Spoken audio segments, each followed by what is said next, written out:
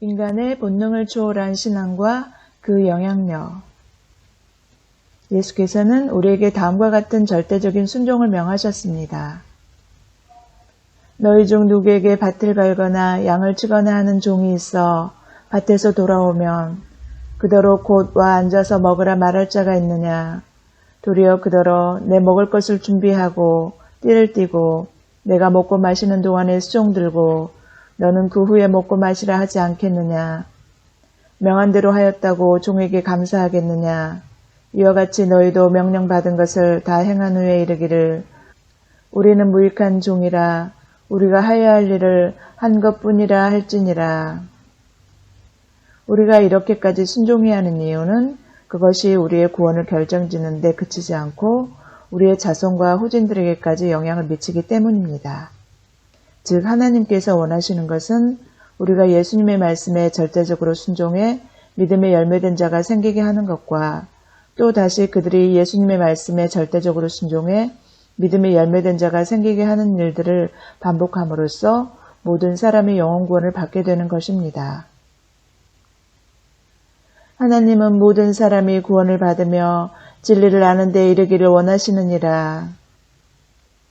하나님께서는 아브라함에게도 이런 절대적인 순종을 요구하셨습니다.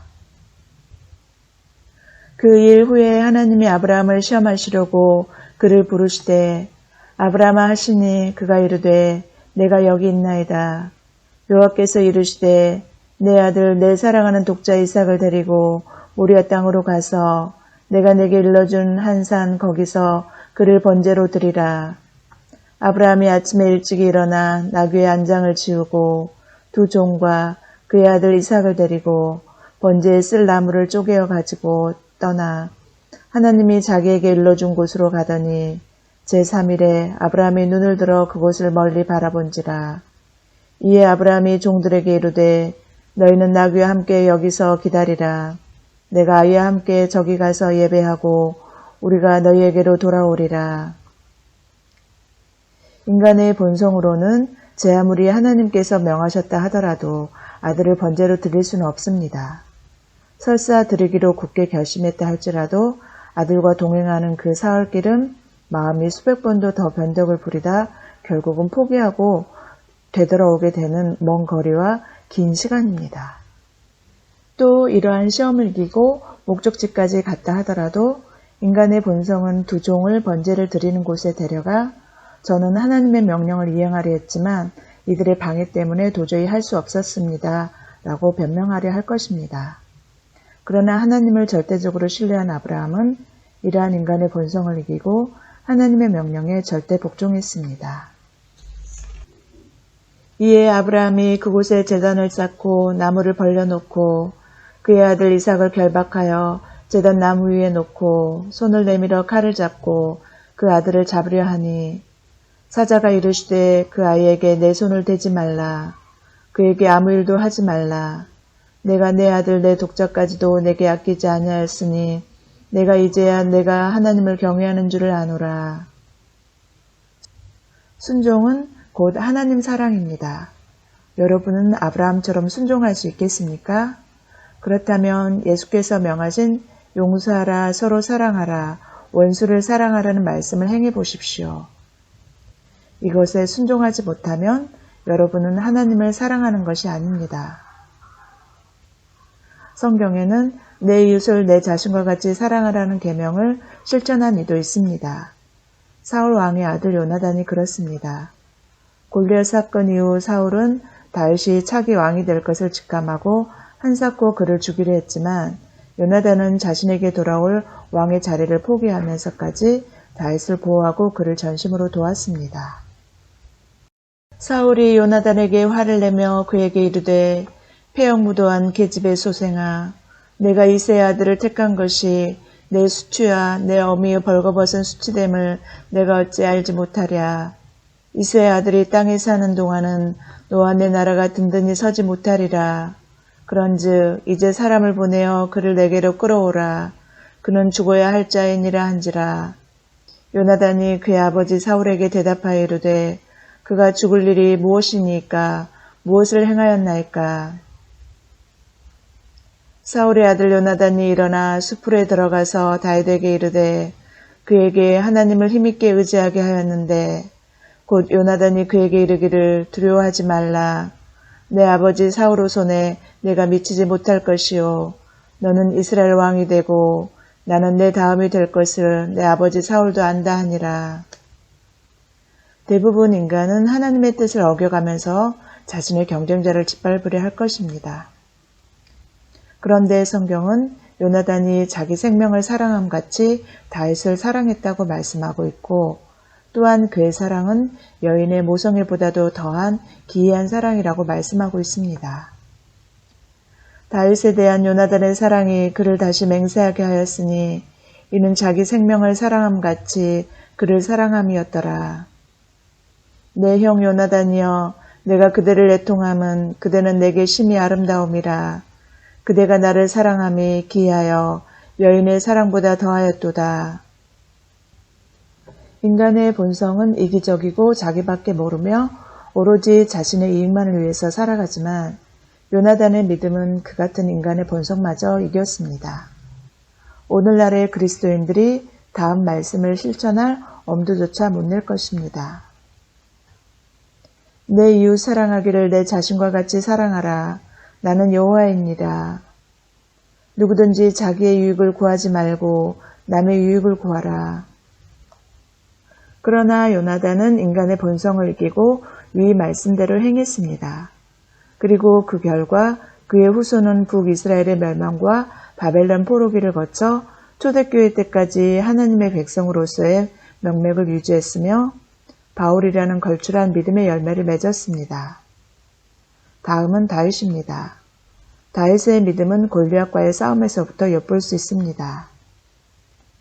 여호와께서 나를 사자의 발톱과 곰의 발톱에서 건져내셨은즉 나를 이 블레셋 사람의 손에서도 건져내시리이다. 인간의 본능은 이런 상황이 되면 누구나 큰 두려움을 느끼지만 하나님을 절대적으로 신뢰한 다윗은 인간의 본능을 이겨냈습니다. 하지만 다음을 보면 짐작할 수 있듯이 어릴 적 다윗은 어릴 적 요셉이나 이 시대의 우리처럼 형제 사랑은 등한시했습니다. 큰형 엘리압이 다윗이 사람들에게 하는 말을 들은지라 그가 다윗에게 노를 바라에 이르되 내가 어찌하여 이리로 내려왔느냐 들에 있는 양들을 누구에게 맡겼느냐 나는 내 교만과 내 마음의 완악함을 아노니 내가 전쟁을 구경하러 왔도다. 대개 엘리압의 악함을 탓하겠지만 다윗도 한낱 인간에 불과합니다. 형제를 사랑하는 마음은 애쓴다고 나오는 게 아닙니다. 오랜 고난과 신앙의 체험을 통해서 깨닫고 터득하게 되는 것입니다. 10여 년의 긴 고난을 통해 다윗은 부하들의 도움 없이는 왕이 되어서도 나라를 잘 다스릴 수 없음과 부하들을 자신과 같이 사랑해야 그들과 한마음 한뜻이 되어 하나님의 뜻을 이루어 드릴 수 있다는 것을 깨닫게 된 것입니다. 이웃사랑이 왜 최고의 법이며 예수님의 계명이 왜 서로 사랑하라이겠습니까? 이는 믿는 형제자매들이 한마음 한뜻이 돼야 하나님의 뜻을 이루어 드릴 수 있기 때문입니다. 이런 다윗에게 2번의 시험이 오지만 그는 그것을 모두 이겨냅니다. 아비새가 다윗에게 이르되 하나님이 오늘 당신의 원수를 당신의 손에 넘기셨나이다. 그러므로 청하노니 내가 창으로 그를 찔러서 단번에 땅에 꽂게 하소서. 내가 그를 2번 찌를 것이 없으리이다 하니 다윗이 아비새에게 이르되 죽이지 말라. 누구든지 손을 들어 여호와의 기름 부음 받은 자를 치면 죄가 없겠느냐. 여호와께서 살아계심을 두고 맹세하노니 여호와께서 그를 치시리니 혹은 죽을 날이 이르거나 또는 전장에 나가서 망하리라. 다윗의 이러한 행위는 인간의 본능을 깨고 성경의 최고의 계명을 지킨 것입니다. 원수를 갚지 말며 동포를 원망하지 말며 내 이웃 사랑하기를 내 자신과 같이 사랑하라. 나는 여호와이니라. 나더러 주여 주여 하는 자마다 다 천국에 들어갈 것이 아니요 다만 하늘에 계신 내 아버지의 뜻대로 행하는 자라야 들어가리라. 다윗은 자신을 죽이려고 혈안이 되어 쫓아다니는 사울에게 원수를 갚지 않고 원망하지 않았습니다. 또 그는 자신이 그러한 고난을 받는 것도 자신의 믿음을 연단하려는 하나님의 뜻으로 알았기에 자기 손으로 사울을 죽이지 않고 모든 것을 하나님의 뜻에 맡겼습니다. 이 시대의 그리스도인들에게 이런 모습을 찾아볼 수 있습니까? 여러분은 다음과 같은 사울의 고백을 보면 어떤 말씀이 생각납니까? 사울이 이르되 내가 범죄하였도다. 내 아들 다윗아 돌아오라. 내가 오늘 내 생명을 귀하게 여겼은즉 내가 다시는 너를 해하려 하지 아니하리라. 내가 어리석은 일을 하였으니 대단히 잘못되었도다.